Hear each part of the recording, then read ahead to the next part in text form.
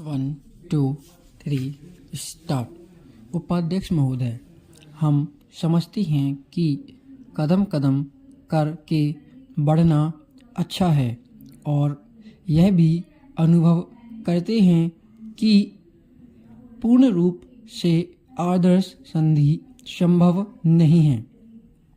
फिर भी यह अपेक्षा करना उचित ही होगा कि 18 राष्ट्रीय निशस्त्रीकरण समिति जो निशस्त्रीकरण के उपाय निकालने के लिए ही बनाई गई थी, इस दिशा में कुछ ठोस सुझाव सामने रखेगी। भले ही वे मामूली हों, संधि के प्रस्तावित मसौदे से निशस्त्रीकरण को प्रोत्साहन नहीं मिला और जब तक बड़े बड़े राष्ट्र नए नए परमाणु अस्त्र निकालते रहेंगे और इस पर कोई कार्यवाही नहीं होगी, तब तक विश्व की सुरक्षा की भावना आगे नहीं बढ़ सकेगी। चाहे परमाणु अस्त्र वाले राष्ट्र हों या दूसरे राष्ट्र, जब तक कुछ न कुछ आत्मसंयम करने वाले उपाय नहीं किए जाएंगे, तब तक निशस्त्रीकरण की प्रगति के लिए कोई सार्थक आधार नहीं मिल सकता।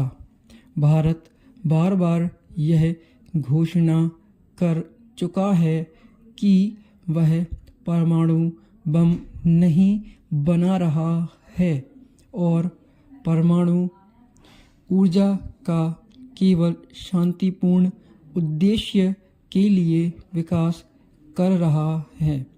सुरक्षा समेत समस्या के सभी पहलुओं का राष्ट्रीय दृष्टि से मूल्यांकन करके हम इस परिणाम पर पहुँचे हैं। एक माननीय सदस्य ने इस बात पर जोर दिया कि शांतिपूर्ण उद्देश्य के लिए परमाणु ऊर्जा के उपयोग की नीति को बदला जाए।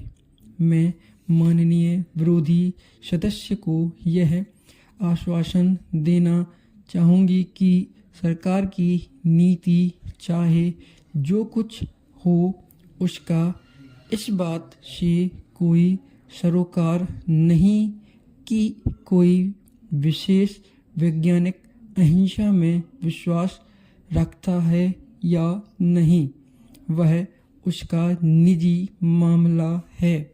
उसकी देखरेख में अगर ऐसा कोई कार्यक्रम चलता है जो उसको सरकारी नीति का पालन करना होता है, यह नीति राष्ट्रीय हित और विशेष रूप से राष्ट्रीय सुरक्षा के बारे में अच्छी तरह सोच विचार करके निर्धारित की जाती है।